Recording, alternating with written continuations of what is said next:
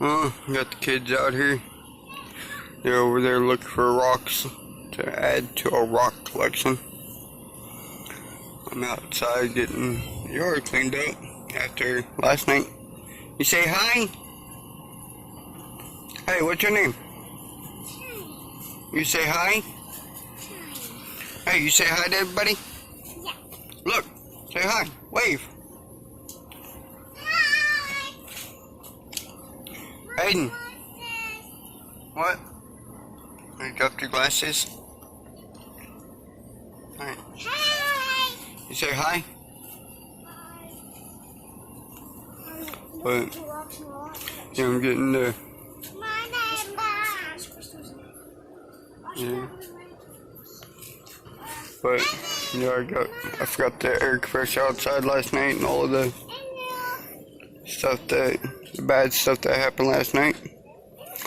And the van's pulled up here for an awkwardly funny reason. And the Tahoe's back there. So, get into that bad situation. And hopefully it's not as bad as what it can be and what I'm not hoping for. So, play with the kids for a minute, then continue cleaning up the yard a little bit more. It's bothering me that I left it out all night after I'm not getting home until like 4 or 5 o'clock in the morning. So, y'all say bye-bye? Bye. See you later. Say see you in a minute. Yeah, fuck. Hey, tell them see you in a minute. Gonna rock. Hey, baby. Baby. Don't lose it. Trendy. You say see you in a minute. Want me to put it in here so it's safe? Tell them see you in a minute, Eddie. Yeah. See you in a minute. And see you in a minute. Alright. Y'all have fun. Oh, wow. So much fun. Alright. Pause, save for Lonzo. I was watching some other plants on Facebook. I was glancing at Facebook for a minute, but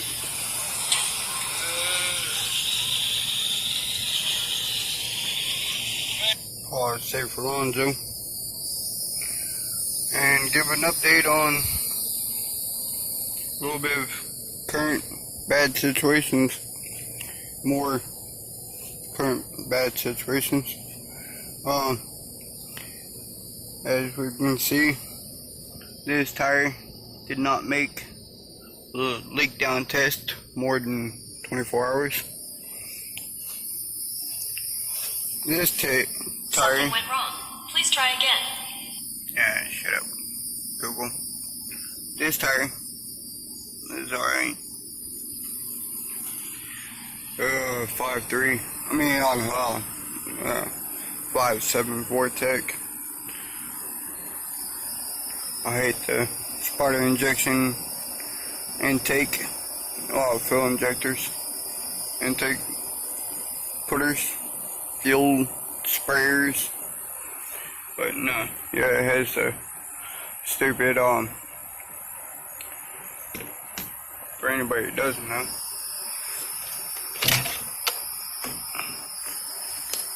that little black box right there,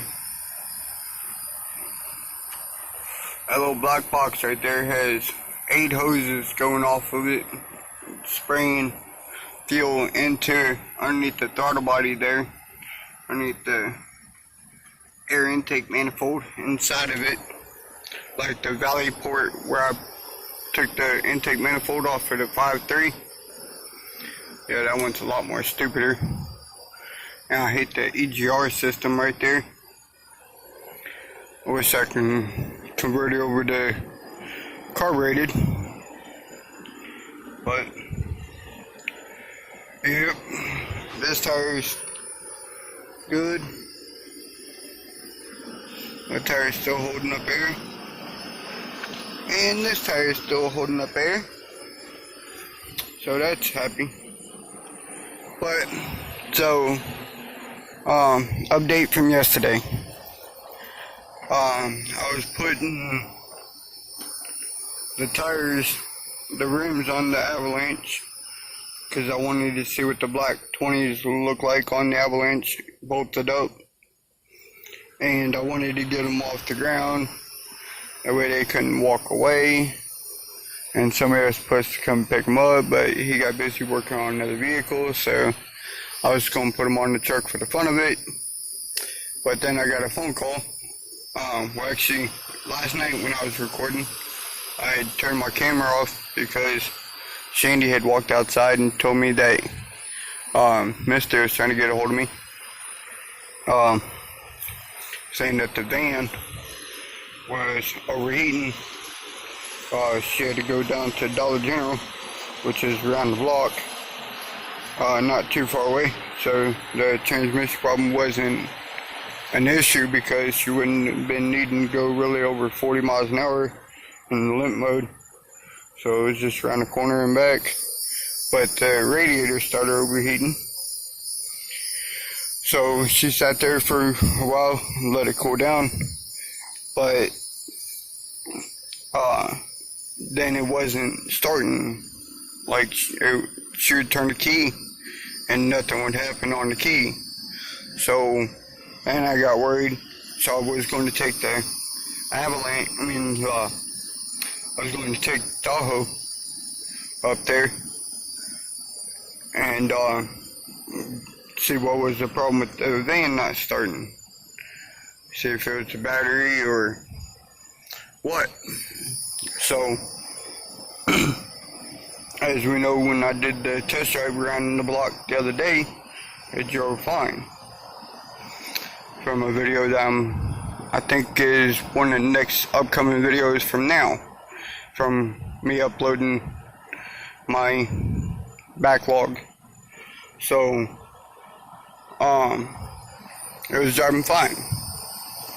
And then, so I go to leave from here last night, and I get out off a long avenue around the block. So from here, it's like the end of where the trailer park comes in. The end of this dirt road goes around a little curve. I've showed it in a couple of little videos, clips, but so about,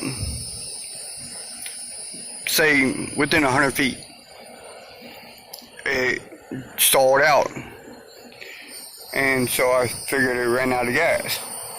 But I remembered I had a gas can in the backyard, a 5-gallon gas can, that I got to add gas in it, but I hadn't done it yet because I forgot with the rain and weather and not needing to do it yet, and been doing other projects. But I did use it for doing the fire pit the other night. So, sorry, I'm pulling up my pants. I need to tighten up my belt. But, so, I had walked back up here from down the road, got the gas can. Well, no, when I broke down in the Tahoe, 100 feet away, she was able to get the van started and drove it back and picked me up from where the Tahoe broke down. So then I got the gas can, and luckily this neighbor and the neighbor in the Ford was leaving the house over here at that end when I was walking with the gas can that way, and he had asked me if I need a ride, came up here, got his truck, and picked me up over there in front of that driveway, and then dropped me off over at the Tahoe. So I put gas in it, and then trying to start it, it still would not start. So I was thinking the fuel filter was clogged from it sitting so long. So I came back up to the house and got tools out of the avalanche. I got my wrenches. I walked back down to the Tahoe. I took the fuel filter off, and it seemed like it was clogged. So I blew it, I sprayed cleaner in there, and I blew it out, and I had airflow going through it. So then I put the fuel filter back on, and boy, that burnt my arm so bad. Like that portion of my arm, oh, it was burning so bad from the fuel. So I go to put the fuel filter back on, and I wish I was filming at the time, but I go to climb out from underneath of it, and my truck's sitting on the side of the road in the grass, and it was in front of the house. I was at that corner, and they actually know us from around the neighborhood, kind of here and there. So every now and then they would be saying hi to me or saying something to me, but all of a sudden 3 cop cars pull up on the side of the road. And anybody who knows this neighborhood or don't know this neighborhood knows that, well, figure this is a bad neighborhood, really bad. Drugs, quite a bit of crime. Well, they pulled up next to me, next to my truck sitting on the side of the road, and the thing that scared me at first is, yeah, it's not legal, but I was only going around the corner and I'll take my chances. But, so, I told the cop that when he pulled me over, when he pulled up, that it was sitting for a while. I was test driving it, seeing if I fixed the problem, and it had been broke down for a while, and I was trying to just get it running. So he was like, "Oh, I ain't worried about it. It's the least thing I'm worried about doing in this neighborhood. And I see you working on it. I can smell the fuel everywhere." So he was like, "I'm just worried about a gunshot in the neighborhood." Like, I ain't hear nothing. But yeah, that was crazy. 3 cops pull up. But when they rolled off, when they all ran to their car, I heard them say a street corner, and kind of had me worried at first, because it's a corner my mom lives on, around the corner, down the road that way. And but our female that had walked up like a minute or two before the cops had told me it was on the corner, around the corner from my mom's house, so I was okay. But yep, so I'm trying to start it real quick just to give an example of what it's doing. I have a few ideas, but I haven't been able to test anything. I just swapped the battery out because I drained the battery completely last night, and so I took the battery out of the avalanche. I'm almost out of batteries. Wow, there's a dead battery down there now. The battery that I had in the Durango is on the floorboard, and the battery I had in the Durango was in the truck. The battery I had in the Tahoe before that is now on the floorboard, and now I took the battery out of the avalanche and put it in here. So yeah, I'm running out of batteries. I need to buy some more. $60 a battery, $70 a battery. It's gonna get expensive. I'm gonna have to cut my losses, and I don't know, figure out something. But this video is 12 minutes, and I'll discuss that in another video, I guess. But I want to turn this key over for a second. Actually, I'll probably have to close the air intake manifold back up.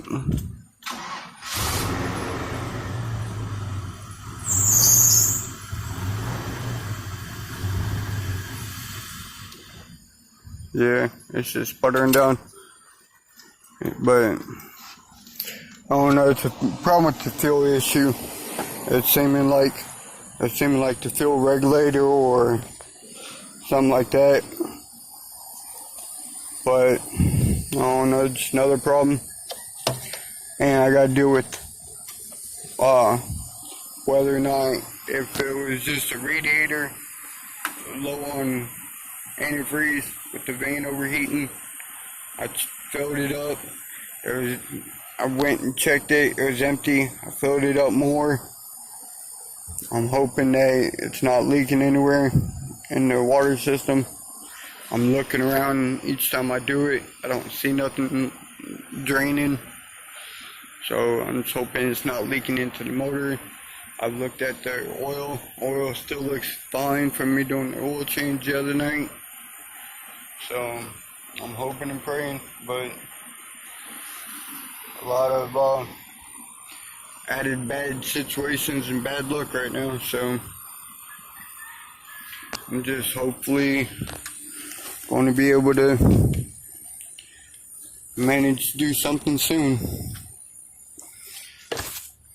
I mean, I'll do anything I have to, anything I can, anything at all that will be any type of work to better my situation. I got the air filter back on, well, the half of it. I got a cold air intake now. I took the box out because it had tons of leaves in it, and I was checking the air system, see if there's a problem with the air intake. But I don't know, I wish I can afford to pull the motor out and do this and that, or upgrade the motor to LS, or get another vehicle, or I wish I could afford to do whatever I'm supposed to do. I was sitting there telling Shandy the other night, from now on, I was trying to think of ways to be able to make smarter choices and more benefiting choices. And the only thing I can think of really is to, like, say, leave it up to fate or God or whatever. And the only way I can think of that, literally, to be able to do that is to put, like, things I need to do, things I need to get done, things I want to do, things that will benefit me, things that I don't know, anything and everything. Write it down on a piece of paper. Put it in my hat. Shake it up. Really good, really good, really good. Pick from the hat. And that's what I do at that moment. And any choice, every option, you know, anything from waking up in the morning to laying back down. If something comes up, if somebody asks me to do something, if a job line comes up, if all the way down to, I don't know, everything I want to change about what's going on in my life that I don't know what to do. So, it's more of, how do I make that smart choice without having the knowledge, and I don't really have the knowledge to do it, to make that choice, to be able to do the things that I'm talking about in that category of being able to make the choices and stuff. So I was contemplating and strategizing ideas to be able to function like that and be able to leave it up to God, or I don't know, no other literally physical way to do that. So I just don't know what choices to make, and I'm knowledgeable about what I'm doing, so that's the only thing I'm able to do right now. Do what I know I'm doing. But without the resources to be able to, one, fund the ideal, and two, the ability to do the ideal, I don't know what else to do. Let me check and make sure it's still recording because it's almost dead. So if I haven't been recording, then you'll know because you're not going to see this. But my phone's been at 18% battery. Oh yeah, it's still recording. Alright, this video is almost 19 minutes, so let me click it off. I'll mount that tire up on, because I didn't even finish mounting it. I just left yesterday. So I'm gonna mount these tires up on here so they can be safe and secure. I actually have 2 of them in my van I want to take out and put them on the truck so I can get them out of my van and securely on the vehicle for now. But alright, see y'all in a minute. I'm gonna try to magically hit the reset button on live and restart it since I don't know when, but I have faith that something in life will come up that I don't know. I wish I knew if I can sell these vehicles I do have that are being the headache and the solution to fix the problem. I knew if I sold them, even for scrap or whatever, that I can find another vehicle that'd be better. But I want to hold on to the things I do know I do have and not risk. Oh shit, that hurt. Ooh. Oh, and I was pushing that van and that truck. I was trying to push it home. I actually called Sandy down from here, and she walked down there to steer the truck. And I was going to try to push it home, and because it ain't really that far, but on this dirt road, it wasn't happening. And my broken leg, and I know if my leg wasn't broken, I could have done it because I've been able to push a vehicle like that down the road before like that in that situation, but I couldn't do it with my leg. Oh, it was hurting so bad. And by the end of the night, oh, it was painful. I was in so much tears. I even forgot to transfer audio. I even forgot to transfer content from phone to phone because I was so much destroyed and aggravated and in pain from my leg and my body from all the walking back and forth, doing the filter. My arms felt like jello, like freaking, oh, just not a good day. I even forgot my air compressor outside like I'd shown earlier. My lawnmower is still outside. I always put that up. So, especially my air compressor, imagine that gets stolen in my Methodville trailer park. But, freaking, luckily it's still out here. But, get things done and hopefully, I don't know,